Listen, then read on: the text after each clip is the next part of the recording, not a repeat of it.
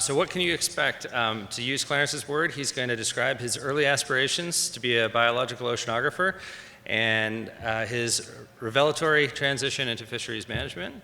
And he'll talk a little bit about the history of the evolution of fisheries management in Alaska, some of the mechanics and the accomplishments of the North Pacific Fishery Management Council, and the real need to have outstanding science to drive those discussions and those management decisions. The formative years at NPRB, and then finally some thoughts on the value of the Alaska Marine Science Symposium. And so with that, Clarence, the floor is yours. And your daughter, since you're coming up from Hawaii, your daughter had brought a lei. So we're going to, even though you're in Alaska, we're going to bring a little bit of Hawaii to the stage. And aloha, and thanks for taking the talk.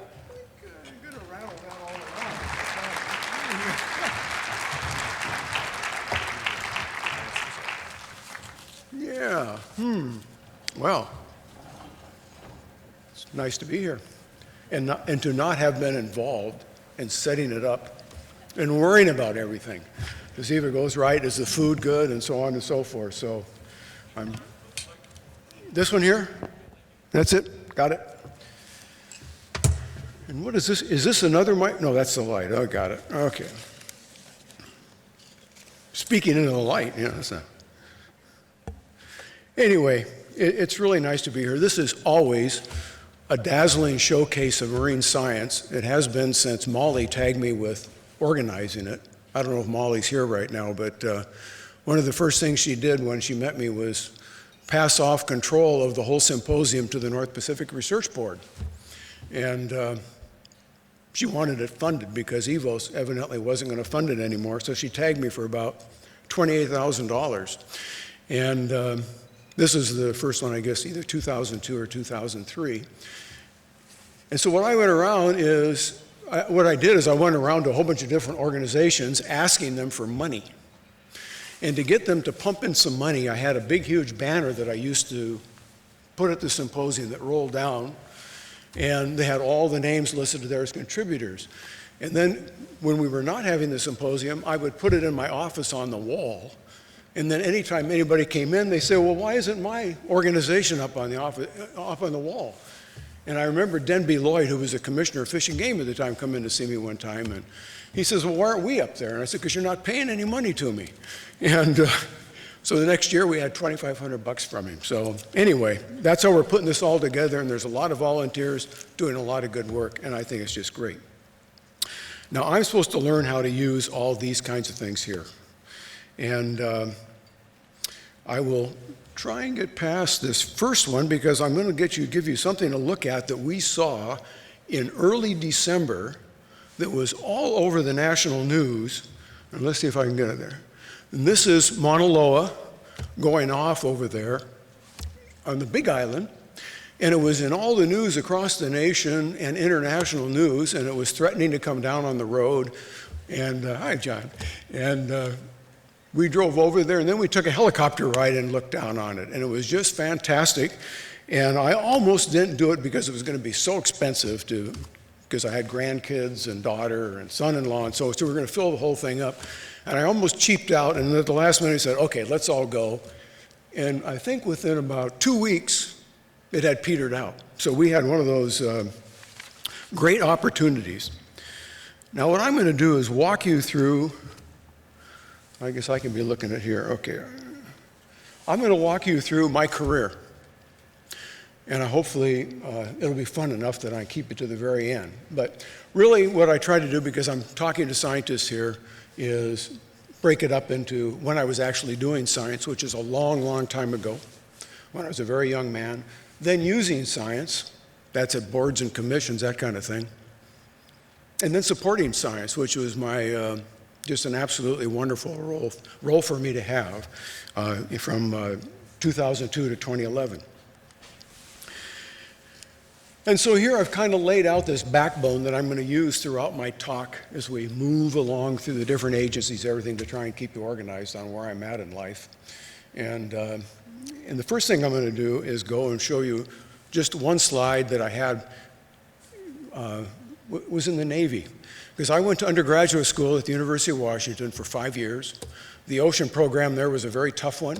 I think they were trying to find their position amongst other ocean institutions like Miami or Scripps or whatever. And so if you walked in there in 1963 like I did, you had a 5-year program going well beyond when everybody else was going to graduate in your cohort. And of course, right towards the end, the draft came up for Vietnam, and I decided I'm going to go in the Navy because my dad was in the Navy. And so I went to officer candidate school, and I was in the Navy from 68 to 71, and it kind of broke up my undergraduate career to my graduate career. And I chose the Navy, and I became an intel officer on the Waddell. And I was on this guy right here, a guided missile destroyer, and we went out and did all sorts of things. First we were off Vietnam, but then we went to the Philippine Sea, and we did surveillance on these big Soviet cruisers there. And we also were involved in carrier ops, where we would stand off the back of a carrier when it was retrieving jets coming in from Vietnam, and they would come right over we would have our red lights on at night so they could come right over us and land on the deck. It was just absolutely thrilling, the time I had in the Navy. I got an early out after 3 years of active duty, and then I was in reserves for another 20 years, finally retiring in 1992. So when I came back from the Navy, I went back. I had a leave of absence from the university. I'd already been accepted into graduate school, so I didn't have to take any tests. And for me, what that meant was that I didn't have to compete with a bunch of young minds sitting there that had just come over from undergraduate school, and they had all the new theories and things, and I could just go right on in. And then I started my bio-ocean program there in January of 1972. And what had happened in the summer of '68 before I went back for officer school is a guy named Tom English had sent me up to Fletcher's Ice Island T3, floating way up in the Arctic between 84 or something like that and 85 north. And he had Navy funds for studying plankton and possible impact on the acoustical environment. At that point, it was a Cold War. They were trying to figure out, are there Soviet subs up there? What would we do with them? Are they sitting there with their missiles? It was all that kind of an environment. And there were beautiful sunsets up there, and aquamarine melt ponds and huge pressure ridges. It was just novel to be up there. And I went back up there in '73. So I had 2 years then, '68, '73. Now, T3 was well used. It was very gritty, a lot of soot out of diesel generators and the vehicles around there. And there were stacks of old 55-gallon drums, because I think it had been used since the late 50s by the Air Force first and then the Navy. And we had to carve a 10-foot by 10-foot hole in the ice. We would dynamite it out, and that's what we would drop our nets down through, below the hut. And I did all sorts of measurements of primary productivity, put the bottles on a cable, sent them on down, did that kind of stuff, nitrates, silicates. I've always envied the latest technology where you just send a probe something down. We had to do all the chemical workup on these things. Titrations, I think they were called. Yeah, you don't know that. But anyway, 1974 was a really big year for me, and that's the time I got married to my beautiful wife, a spectacular moment. This was in September of 1974. She was a doctoral student in coastal zone management in my class, and I met her at a pizza place. So in 1975, at the last minute, when I hadn't even planned to get up there, my professor found money to go up to AJEX, which is the Arctic Ice Dynamics Joint Experiment. And that would be my third field season on the ice, doing the same sorts of sampling. And I was up there on the big camp, which is called Big Bear. And it was the main camp, and it had 3 satellite stations around it to triangulate the movements of all the ice flows. So it was a much thinner ice than what I'd been on in T3. And it was also much cleaner and pristine. They wanted to keep it all clean so that they could take reflective measurements, albedo, all sorts of things like that. I mean, you couldn't even pee outside. You had to go into a particular place to do that. Much higher standard for surface measurements. The crew that I had for the summer left in early September, and Maureen came up and actually helped me out. And that's what you see in that lower picture there. we're doing our thing, and they'd put us in the honeymoon cabin at the very end of the electrical grid. And one morning we were there, and some gal came running down and says, "You got to get out of camp. You got to get out of camp. We're breaking up, and we've got to evacuate everybody." And there's a bunch of news articles that came out of it, but the camp was all breaking out. A twin otter was sitting on a lead, ready to go, props going. We went running down there with our toothbrush and so on. I had to leave all my samples behind, jumped on the plane, and they took us to one of the other camps. Luckily, I got all my samples back so I could use them in my thesis. And I finished up my thesis by late 1979. I included the T3 and Ajax data for 1968 and 1973 and 1975, and put together the best picture I could of what was going on at the various levels in the water column with chlorophyll. And then you can see there the track. See if I can, this is supposed to work. So there was the Ajax track, which is a lot further south in thinner ice than you see up here with T3, which was going towards Ellesmere. And I think they had samples from 68, and I wasn't there in 69, 70, and 71. Then they had 72, and so on. And T3 eventually floated out into the North Atlantic and melted. And I can't remember whether they had actually cleaned it off or not. But I had my dissertation finished by June of 1980, and then Maureen and I had the unique opportunity to walk into Heck Edmondson Pavilion and both get our degrees at the same time. Quite an experience. I saw this just this morning. I was looking at my news feed, and I saw this particular headline there: "New study reveals Arctic ice tracks both above and below is freezing later." And I went back and I tried to get the latest ice distribution thing I could. It was a 2022 is what I could find, summer minimum. And you see the T3 is probably still sitting up there in heavy pack ice. But Ajax, where I was, which is further south, may have a lot of water around it. You know, I think all those years of science helped me be able to set up NPRB better, talk to members, the scientific community, that kind of thing. I think it was good. But what happened to me is at the University of Washington, just as I was finishing up, or about the middle when I was finishing up, a fellow I knew, Don McKernan, who had worked with my dad, came in and he set up the Institute for Marine Studies. And I really got interested in fishery policy. And I started taking classes there, and I had a RA with him and so on and so forth. And by about 76, I decided I didn't want to be in oceanography anymore. And, but I had a lot of work in my thesis and stuff, so I kept going. Got to get this thing out here because I wanted the doctorate. But I decided at that point I wanted to point myself in a different direction, which was into fisheries and fisheries management. And that's how I made the transfer. And then when I got done with my thesis, I left that all behind and went into fisheries. And what happened is that a job came open down at the Pacific States Marine Fisheries Commission in the summer of 1978. And so Maureen and I went down there, and I worked for that commission, which is an interstate forum. And between the 5 states, Alaska, Idaho, Washington, Oregon, and so on, California. And I worked there, and Maureen and I were just busy all the time because we were building this log home up on a hill, and we were finishing our doctorate, so we're commuting back and forth to Seattle. We're raising our daughter. I had Navy Reserve still at that point, and so I hardly saw any of Oregon. We were up there working on the thing all the time. It was beautiful. But then the position of executive director came open up at the North Pacific Council. And I'd happened to have been up there for a couple of meetings, and so I put my name in the slot, went up there, met Jim Branson, and he'd had kind of a meltdown on his staff. He was looking for a deputy, and he knew me from some of the meetings, and I think that helped me get hired. So I kind of look at that thing down at the commission as just kind of a stepping stone for me up to the North Pacific Council. What I wanted to do right now is give you just a quick overview of fisheries management, because you've got part of it that's all going out to history. And so before you had the Magnuson Act, now let's see if I can get it here. Okay, so before we had the Magnuson Act, it was just open. You had foreign fleets everywhere.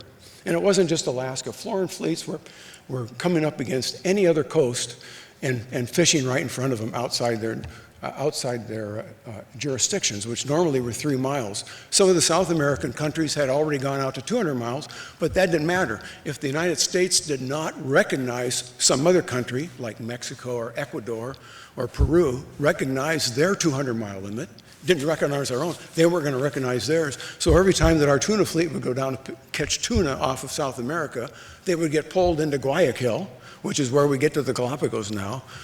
And then our State Department would run down there with a briefcase full of cash and bail out the tuna boat, because our tuna boats were going everywhere. So it was a real open thing going on the high seas there and off the United States. And so they set up INPFC just after World War II because Japan wanted to get back on its feet. We wanted to help them. We wanted them facing towards the west, not the east, towards the Soviet Union.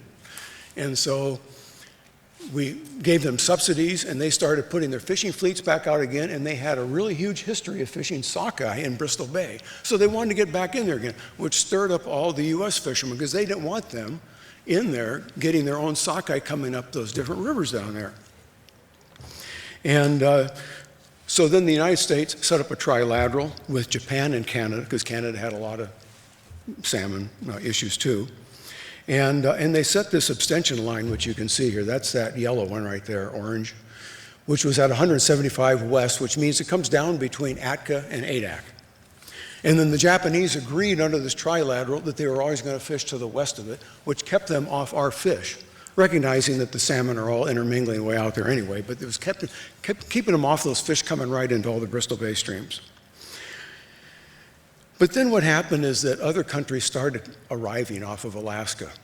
I think around 1960, the Soviets came in, and they had huge factory ships, big fleets of trawlers and so on, and they came in there and started fishing one stock down after another. They didn't care about any conservation. And the big story is they went after Pacific Ocean perch in the Aleutians, and then they fished out all the stocks and subcomponents all the way down to off Oregon. And they weren't going to be controlled by anyone. So it was real failed control by this trilateral treaty to do anything with a lot of other countries. Eventually there were agreements set up, bilaterals and so on with other countries, but at that point in history, in the 50s and the 60s, it was just a free-for-all out there. And what happened is that when the Magnuson Act came in, then the management functions of the International Pacific Fisheries Commission, INPFC, all went over to the North Pacific Fishery Management Council in 1976. They still had some research things going on, but the research went to the North Pacific Anadromous Fish Commission, which had been set up. The other thing that was happening that we were hearing a lot about in our fisheries policy classes at the University of Washington was the United Nations. And they had all sorts of efforts going on, conferences and so on, to try and get all the nations to play nicely in the sandbox. The problem was, and I mean, the issue was, is that the United States did not want to extend its jurisdiction to 200 miles. It had the tuna fleet, so the State Department didn't want to extend, a lot of pushback, and it had the Navy. The Navy didn't want to extend it because they were afraid that transit through straits and archipelagos would be prohibited if the United States went ahead and accepted a jurisdiction out to there. But nothing really came of all those United Nations Law of the Sea conferences. Nothing came out of it. They couldn't get countries to work together to exploit the high seas fisheries, resources, non-living resources on the seabed, such as manganese nodules, oil, whatever. So they didn't do any good. And of course, there's a lot of fragmented state management going on. California doesn't like Idaho, because Idaho has a salmon, and California's having problems with Oregon, and Washington are having problems with Alaska. So there really wasn't a nice way to manage the fisheries between the states. In fact, there were 5 pre-councils, that I call them, starting in 1973. But they failed to pass any regulations outside 3 miles by 1976. In summary, the high seas fisheries were not being controlled very well. And fishing effort off our Alaska coast increased as we moved into the early 70s. In the Bering Sea and Aleutians, foreign groundfish harvests peaked over 2.2 million metric tons, which you can see on this graph, okay? So there we have, it's all open, and we're seeing it go all the way up here, And right about here in 1972 or 73, it's peaked and it's starting to decline, okay? Just as we're coming into where the 1976 Magnuson Act. Now, I told you that they had the International Commission, which is doing that. My father was a commissioner on that for about 6 or 7 years. And he was all in these high mucky-muck positions within the state, and also he was the first deputy commissioner of Fish and Game. And he went back east and then worked his way up through the ranks. So he was actually the commissioner. And, but at the time, I wasn't at all interested in fisheries. I was interested in oceanography. And then what happens is I go in the Navy. And by the time I got out of the Navy,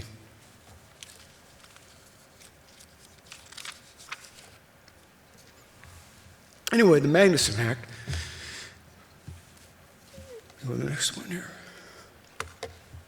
So these guys are very, very important. Warren Magnuson and Ted Stevens. And they're the ones that brought forth in 1976 the Fishery Conservation and Management Act is what it was called. And it eventually became renamed after them, so we talk about MSA, which is the Magnuson-Stevens Act. And that extended our jurisdiction out to 200 miles, and it established the North Pacific Council and 7 others. And at the first joint meeting of the 8 councils, Magnuson said that the councils are the local decision makers, not the federal government. Stevens echoed that sentiment, stating that the councils represented a new form of government in the U.S. between the states and the federal government. And their main objective was to perpetuate the species off our shores. And so the North Pacific Council, which I later worked for, had representatives from Alaska, Washington, and Oregon. And the other fellow I'm showing you here on the right is Elmer Rasmussen. You know the Rasmussen Foundation? Well, this is the banker that got all that money together. I think when he died, he had something like $600 or $700 million, and that's what is, his son ran it for quite a while, Ed Rasmussen. But Elmer was the guy that was the real banker that set the thing up originally, and he was the chair of the IMPFC at the same time the council was being set up. So he could come right over and start up the council, which he did as their first chair. And you also had other people come from the council, some of the really good stock people like Lowly Low, which I'll talk about a little later. So what we started doing was immediately begin to plan how you're going to get rid of the foreign fisheries. Because remember, unless we could take the fish ourselves, the foreigners under law could still be in there. Now they would have to have permits, they would have to have allocations for their country, but they could still be in there till we could prove ourselves out to be able to take that fish. And that's what happened between 1976 and I think the last actual directed fishing by foreign fleet, I think it was the Japanese on cod, was 1989.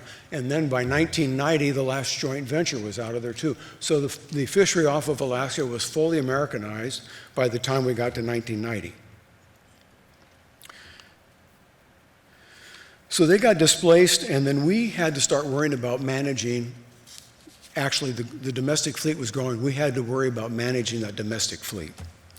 And we had a lot of major challenges. You see them here in that upper panel: limited entry, allocations between large and small boats, inshore and offshore, direct and bycatch, different gear types. All these things were very contentious, very, very contentious, because they all were money makers for someone and money losers for another. It was a zero-sum game with lots of money at stake. And council meetings could be very rough and tumble. When we were in Kodiak at one meeting talking about limited entry for halibut and sablefish, they had to have law officers out there because there were people that were against any kind of limited entry, were burning the lawns and that kind of stuff. Some of the best solutions we've got, and John Gobbin can tell you this, is that when you would have people from several different factions fighting each other, and it'd be very tense in the council room, and they would go somewhere that night, say, just hold off on the decision, we're going to go talk. And they'd go away, maybe 6 or 7 of them, and they'd come back in the morning and say, we came up with a solution, and all the tension would go out of the room, and that's what we would choose. All these proposed changes that we were going through put an awful lot of burden on the staff. And you see in that left panel there, all the review that has to go. As scientists, you think, well, my paper has to go through all this review by other scientists and peer reviews, and I got to change them.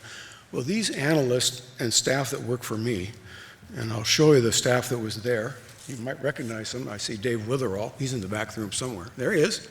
He's now, where were you, Bering Sea Fish, and now you're the executive director. You see this guy right here is Chris Oliver. He became, when I left, he became the executive director. Then he went back to run all the fisheries in Washington, D.C.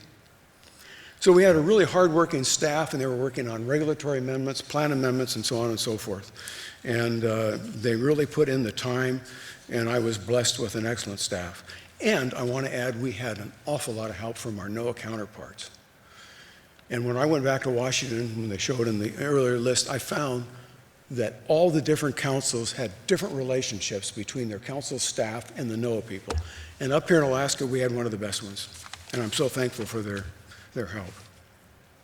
So what I want to do is just tell you, I'm showing you here, number one, I'm showing you here where the foreign fisheries peaked. It started going down, 76, the Magnuson Act comes in, and then you see where we're bringing it up, and then Lowly Low comes up with this idea of 2 million metric ton cap for Bering Sea groundfish, and it's been sustained now for many, many years to keep that stock, the groundfish stocks, the bag of species, the basket of species from being overfished. Some go up, some go down, but at least you got a bag of species. And you can see things that we think probably you could characterize as sustainable fisheries. Americanization, conservative fisheries management, overfishing definitions, no overfish stocks, they worry about that. Observer coverage. Do you realize that when the foreigners who had to have observers, when they left and we Americanized the fishery, at one point, I think it was in 1990, we had one observer in the whole groundfish fleet because we had not compelled the domestic fleet to take observers. And now we've got a total coverage, which is very costly to the fleet, but it allows us to figure out exactly what's going on and catch not only your directed species, your indirect species, seabirds, all this other incidental things.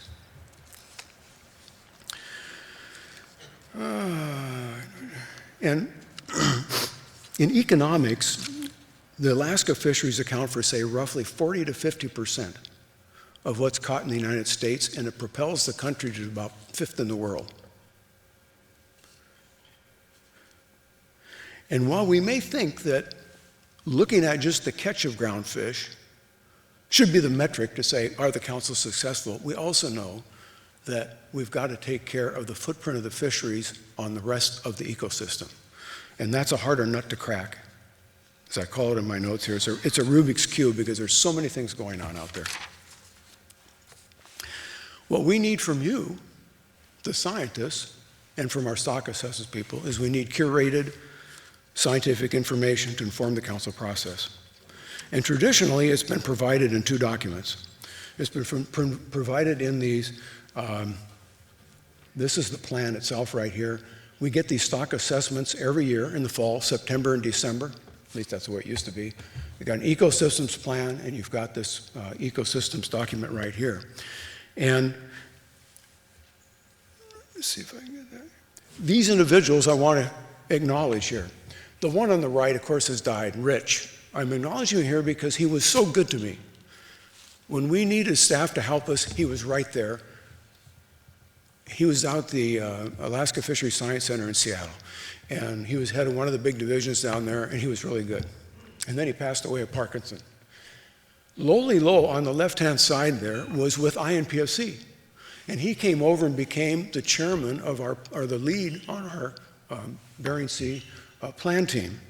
And you have him to thank for that stock assessment and fishery evaluation called the SAFE. That's a nice thing. He started out when I first got to the council with a resource assessment document called the RAD.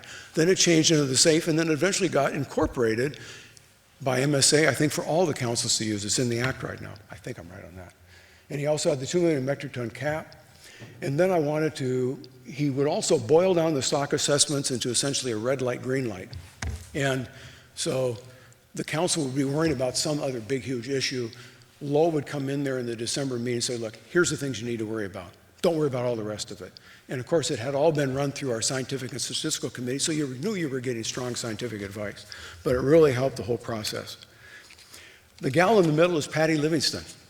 She's the first one that I can recall bringing in an ecosystem type document. Normally we would just have stock assessment documents. Then all of a sudden she started bringing in this, the ones on the right and the previous one there, stock assessment documents, and over time they got more complex, bigger and bigger and bigger. They were highly readable. I looked at the one for 2021, and it was nearly 250 pages long, had over 100 scientists from 20 different institutions that were contributing to that. It was a very big success story for Patty. So that kind of leaves it for 20 years with the council. Went really quick, tried to boil it on down. Then what I did is I took a brief stay in Washington, D.C. I was at a multi-council meeting somewhere in an aquarium, I think it was in Atlanta or whatever. And Penny Dalton, who was the head of NOAA Fisheries, came over and said, I got to talk to you. And I'd been kind of running the 8 council meetings and things like that by that. I guess I was getting kind of senior. And he says, I got to talk to her. I said, what about? He said, I want you to come back here and take over sustainable fisheries. So I went back there in September of 2000. And then Penny had to leave because the administration changed. And then Bill Hogarth, who just recently died, came down on the 9th floor, which is where Sustainable Fisheries is, and he says, I'd like to come up and be a deputy administrator and come up to his floor, what, the 10th floor, 11th floor, whatever. And so I had that position, which was just right below him. He even made me a new office for it and everything. And it was looking good, but Maureen came back, and we traveled all around, looked at the flowers, looked at that area of the country, and said, we want to be back in Alaska. So we had the boat, house. You just don't close those things up very easily. So I returned to my old job as executive director at the council, which they had held open for me. Chris Oliver was filling in for me. And that's when I received the wonderful opportunity to help set up NPRB. Some people came over and said, hey, the circular's on the street for an executive director. And I said, I don't care. I don't know anything about NPRB. Why would I want to go there? I got a fat job right here with the council. Well, they persuaded me to look at it. Probably Govan. No, it wasn't Govan. Anyway, I took that job. It was the most interesting one I ever had. So here we are right here. We're about 2001, 2002, and that's when I go with the NPRB. So we've gone from doing science when I was really young to using science for the time at the council and so on, and now we're supporting science. And what had happened is Stevens had sponsored the legislation in November of 1997. And the legislation placed a priority on cooperative research efforts that addressed pressing fishery management issues and marine ecosystem information needs. And this is a big deal, because what he's saying is that I want this information to be actually applied. Now, you compare that, which I'm going to in a moment, with NSF. When we first had our talks with NSF didn't want to have applied as a word anywhere in anything they were doing. It was all curiosity-based. We didn't want that. We wanted to do fisheries management backup. We wanted to do ecosystem stuff that would help fishing, as you can see here. Then he funded us with 20% annual earnings on an environmental improvement and restoration fund, the Dinkum Sands stuff. We got 20% of that.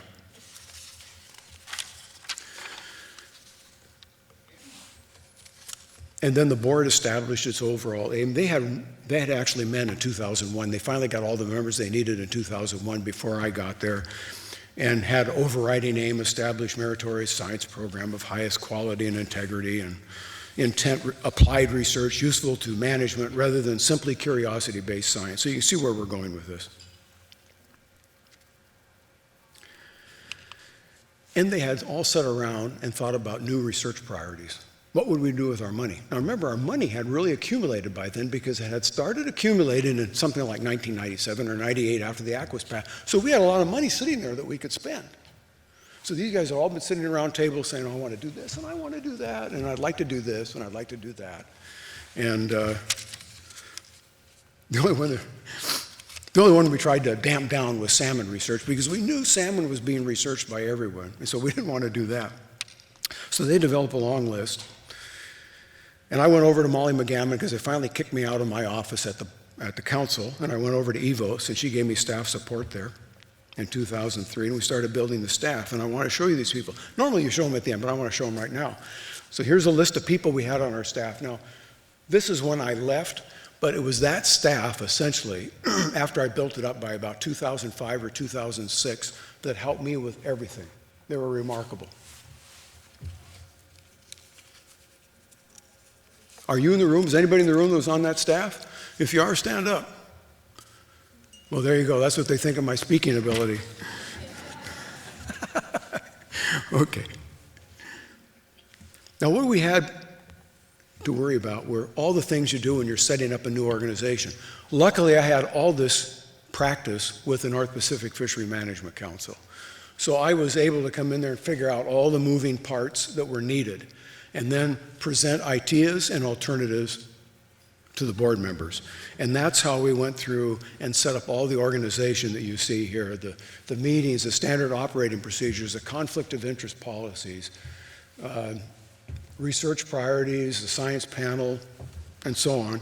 And this is where we finally got to over 10 years that I was there. I'm not going to read these all to you, but we had RFPs every year. The one in 2003 was kind of interesting because when I first walked in the door, they gave me a table. NIMS gave me a table saying, you're going to earn 5.25% on your money. I said, hey, that's great. And so the board puts out this huge $14 million RFP, and we get 150 proposals or whatever, just 156, which means I've got to go and get them all reviewed. And I'm bending the arms of everybody I know in NOAA and everywhere else to review these proposals. And so what happens is I get them all reviewed, and the day or two before the meeting, we're walking in the meeting to fund $14 million worth of research, when NIMS hands me a little message saying, you're not earning that. The 10-year or the 1 year money's invested in 1 year treasury notes, and it's down to 1%.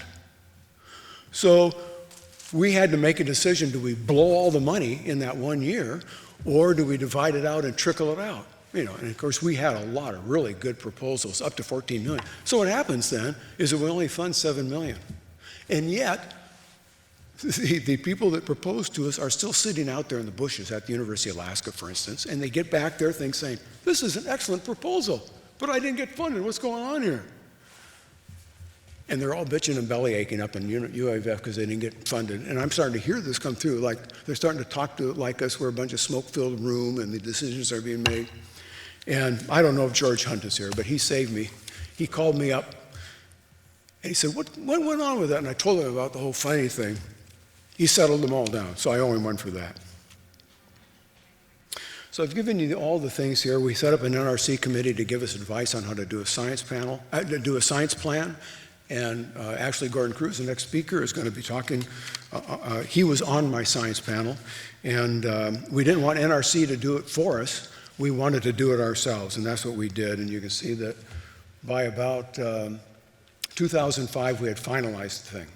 And then we had, I'm going to come back to the BZRP in a moment if I can, but you see the different things that were done through there. And all of the accomplishments of the board are detailed in this document here that I did a foundational report when I was getting ready to leave, because when I walked onto the North Pacific Fishery Management Council, they had nothing like this in terms of history. So you couldn't say, why did they make that decision back in 2003? And I put it all in here while I was sitting on an icebreaker going up through the Bering Sea. And I just wanted to give you a funny note I've got in mind here, is that when we came with the whole science panel back to the board, just before we did, we ran it through our science panel, the science plan.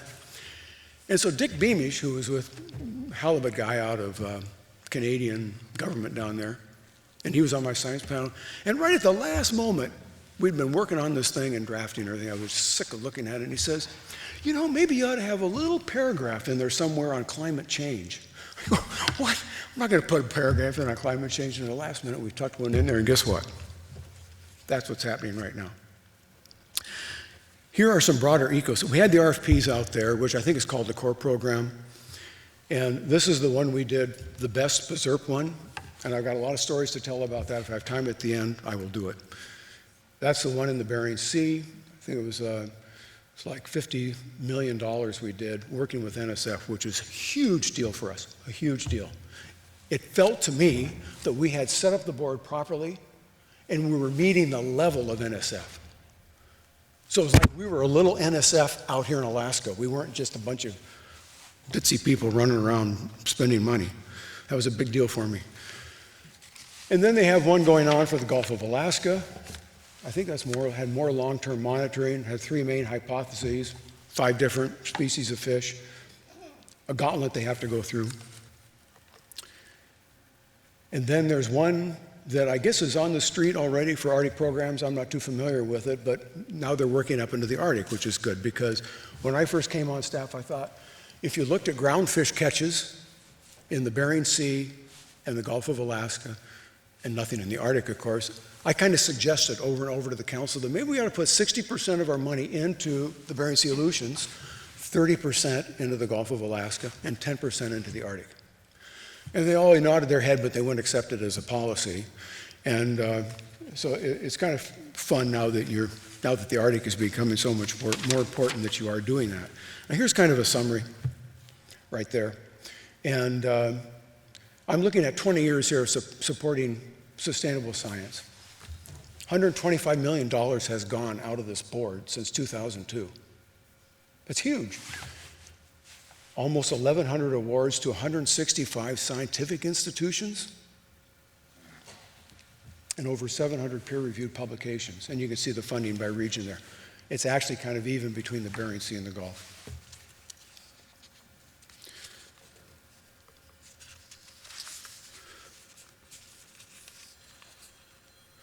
And then I'm going to come back to this if I can. It depends on where I'm at in my time, because I haven't been timing myself. But I did want to congratulate, this is the current staff of NPRB. And you just saw Lynn up here, and they are just doing a bang-up job. When I looked at online to try and get some background material for my talk, it's just dazzling what they're doing. And I feel a little bit, I've been telling my wife, I feel a little bit like the old bricklayer that comes back, going to show his grandson the foundation he made. And you find this mansion, and they have done so much work on it. It's so good, and it's always getting better. I'm just so proud of what's going on. Now, I'm going to say a couple words about the Science Symposium. I already told you that Molly McCammon nicked me for $28,000 when I first met her.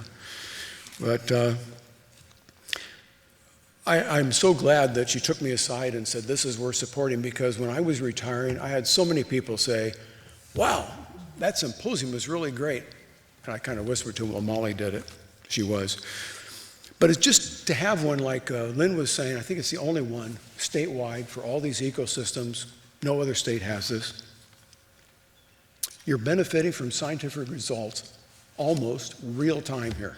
It's not like it used to be in the old days. You had to get it into a peer-reviewed thing. Then someone had to go down to the library at the University of Washington and paw through deep sea research or whatever and find it. Here you're getting it. And think about the advantages for the young people that are trying to grow their program right now. They can listen to the seniors, the golden oldies, and that helps steer them in a certain direction. And then to have the ability to put out posters and get feedback is another thing, presentations.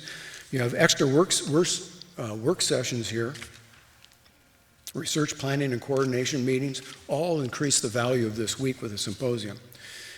And I guess I would end it by saying, over the long haul, you're creating a narrative describing how Alaska ecosystems are changing under the pressures of climate change. You're right here in the catbird seat. And each year is another snapshot, a new baseline you're setting. And someone in the future is going to be taking all of these, and they're going to be making a picture of what happened over the last 20 or 30 years, and giving a keynote up here. And I think that's what the symposium means to me, providing the possibility of that opportunity to all the young scientists here. And Matt, do I have any more time at all? You got 8 minutes. Okay, I got to tell you the story. I got to tell you the story, so just wait. This is about building a relationship with NSF. When I first came to the board and I was talking to my science panel, they said, because I asked them, I said, well, we want to do something with NSF, right? You get more money. They got a lot of money back there. They wanted to do something. And my science panel, to a person, except maybe Vera Alexander, said, NSF won't talk to you. They don't talk to anyone. They're up in their ivory tower back there in Washington, D.C., out at the end of the metro. But Vera said that there might be someone that she knew in polar programs. That's the money that would come out here eventually. And I can't remember what his name is. It's just too long ago for me. And she gave me his phone number. And I went back there at another meeting, and I called this guy up. And I said, I'd like to come out and see you. I'm on the metro here and blah, blah, blah. And he says, well, you know, I got my carpool, and it's going to be leaving. I maybe give you 15 minutes. So I took the metro out to see him.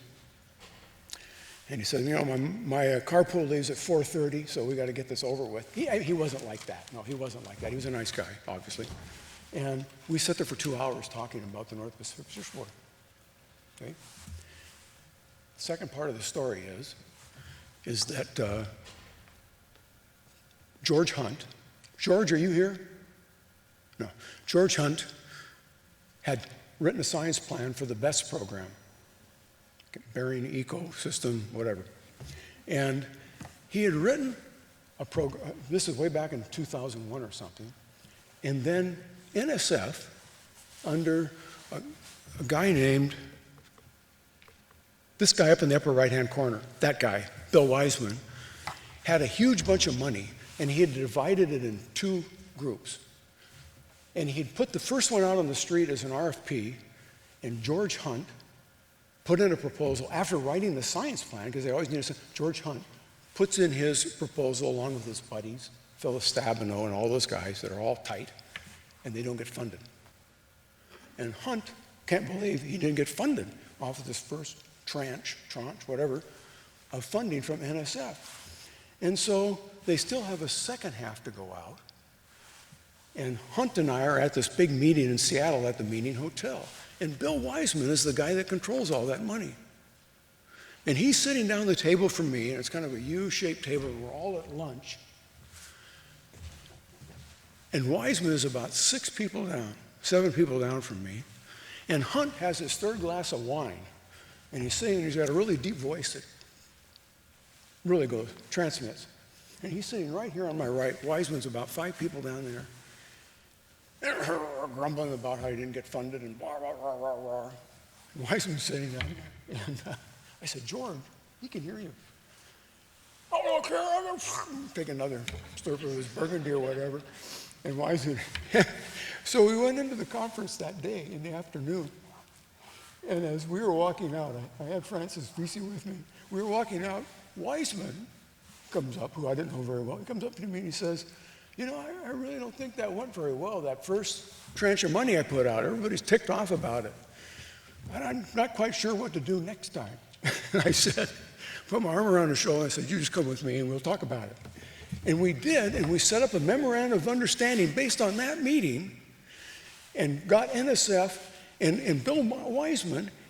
His lawyers, when we sent back the MOU, they were going through with a fine-tooth comb and trying to cross out this and that, and he got them to accept every part of it that we wrote, and that led to this $52 million, whatever it is, Bering Sea berserk that we had, that meeting, and I give a lot of credit for George for drinking his wine there and getting this guy to work for us. Anyway, got a lot of other stories, but we're going to move on. So I've done that already.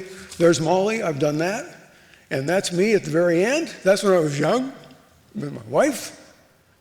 And I've got some career advice from Yogi Berra for you. Thank you very much.